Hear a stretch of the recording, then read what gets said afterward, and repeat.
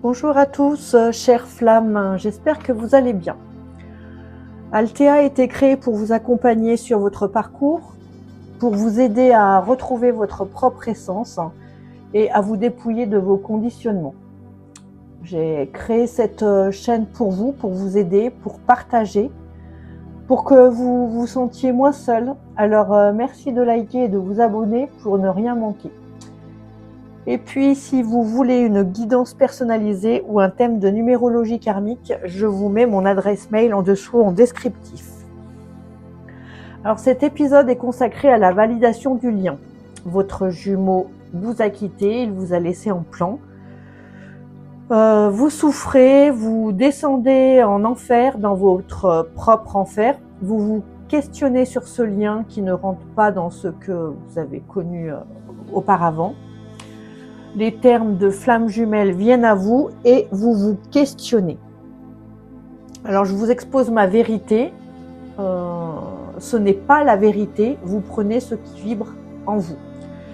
Pour moi, nous avons besoin de nous mettre dans des cases, au début en tous les cas, pour comprendre et avancer, mais la nuance serait peut-être de ne pas s'enfermer dans la case. Je m'explique. Avant, par exemple, je pensais que c'était toujours moi le problème. Puis un jour, j'ai compris, tardivement, que j'étais hypersensible. Ça a expliqué certains de mes comportements. Cela m'a apaisée.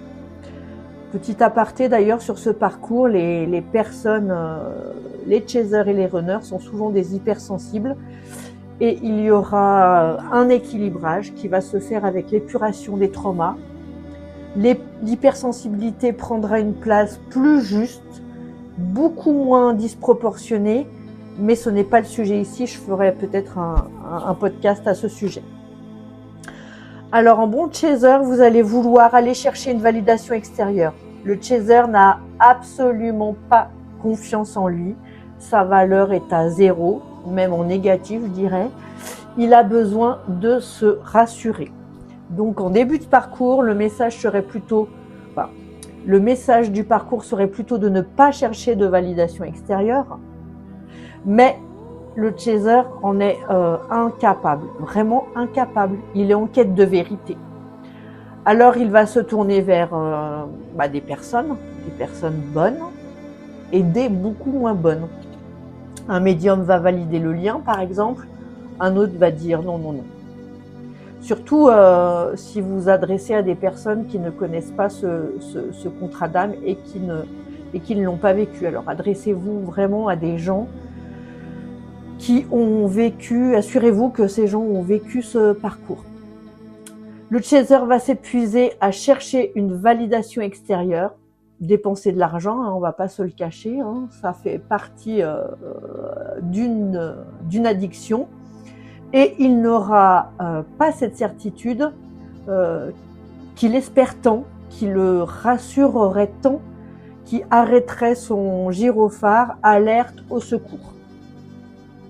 Mais paradoxalement, cet enchaînement de circonstances, d'événements, va renforcer sa vérité intérieure. Le chaser est incapable de se rassurer, il doit se confronter au terrain, se faire parfois et souvent très mal pour comprendre. Par exemple, il va se dire, le médium me dit non, mais je suis pas d'accord, j'ai de la télépathie, je sens ce lien, je sens ce fil invisible, j'ai des synchronicités. Vous voyez ? Donc le chaser, le profil anxieux, va se construire un dialogue intérieur, une plaidoirie qui un jour deviendra inébranlable grâce ou à cause de ces événements malencontreux, on va dire. Si je parle de mon expérience personnelle, je n'avais jamais entendu parler de flammes jumelles avant que je contacte ma thérapeute. Donc j'allais très très mal, donc mon jumeau venait de me quitter. Je dépérissais, je vivais vraiment un poltergeist. Tout était noir, tout noir autour de moi. Je ne mangeais plus, dormais plus et surtout j'étais terrorisée pour la vie de mon autre. Je me disais, mais qu'est-ce qui se passe ? Je sentais du danger pour lui. Ce n'était vraiment pas de la jalousie, c'était vraiment un danger de vie ou de mort. Bah oui, tu parles, il se faisait du magnétisme tous les jours de l'autre côté avec sa tierce. Ça tirait sur ma batterie, j'ai failli y laisser ma peau. Donc j'ai supplié mon hôte pour qu'il contacte cette même thérapeute qui a déclaré, elle a déclaré purement et simplement que moi et mon autre, nous étions en contrat karmique et que mon autre et la première tierce étaient en contrat de flamme jumelle. Tout ça parce qu'il y avait un écart d'âge important.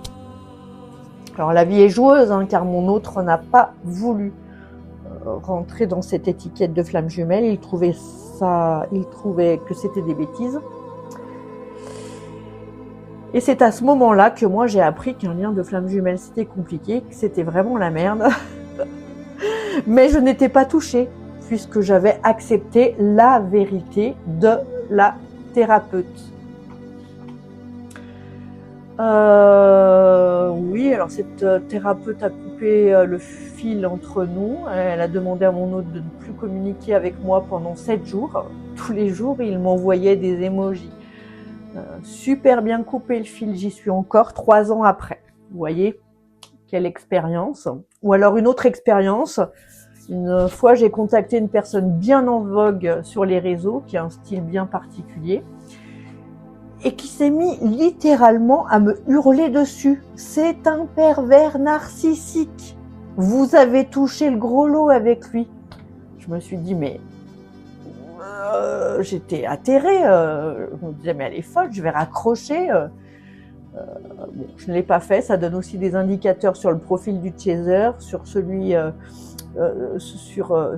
du chaser, oui, qui ne s'assume pas. Je connais mon autre. Je connais son âme, je sais que c'est une bonne personne et malgré mon parcours que j'estime de fou, hein, très hard, comme vous tous, hein, il y a des parcours plus ou moins faciles et très durs, il ne m'a jamais insulté ni rabaissé sciemment. Donc voilà, je me suis construit ma vérité au travers de ces mauvais événements.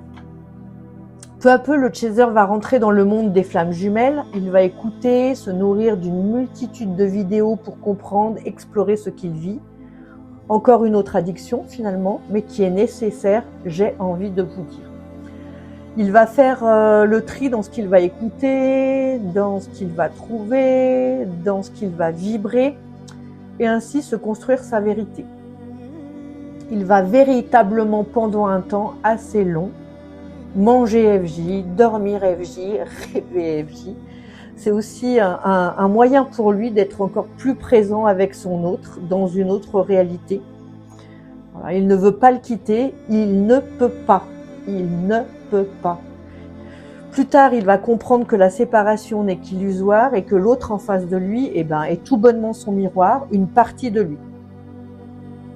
Le chaser va avoir alors la compréhension du parcours, mais bon, avec un temps plus ou moins long qui se sera écoulé, il va arrêter les validations extérieures et se recentrer sur lui, revenir en son centre pour se construire lui-même, se nourrir lui-même.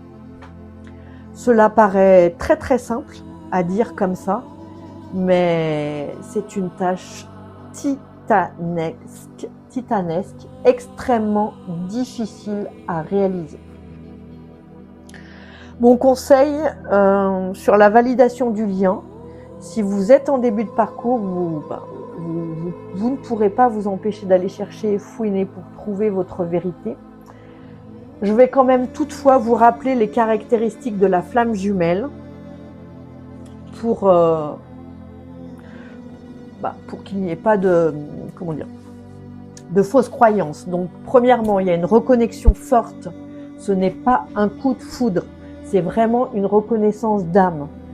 J'avais besoin que le temps s'arrête pour regarder derrière ses yeux, me noyer dedans. Voilà, je vous donne cet exemple. 2, la lune de miel, elle est vraiment intense en énergie. Vous êtes dépouillés de tous les traumas, de tous les masques. Vous êtes comme Adam et Ève, innocents. Vous êtes 2 enfants innocents. 3. Peu à peu, le jeu du miroir se met en place, les blessures vous explosent littéralement au visage. Les blessures se confrontent, le chaser sent que le lien s'effrite, s'étiole, mais il veut le tenir à tout prix. Et le runner s'enfuit de plus en plus.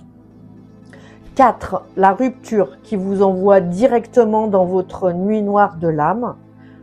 Vous ne passez pas par la case départ, vous ne recevez pas 20 000, c'est pire que la prison.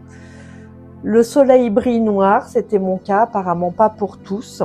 L'âme se fragmente, vous savez, comme les vieilles télés, quand vous êtes entre 2 chaînes, ça fait un grésillement en noir et blanc. Voilà.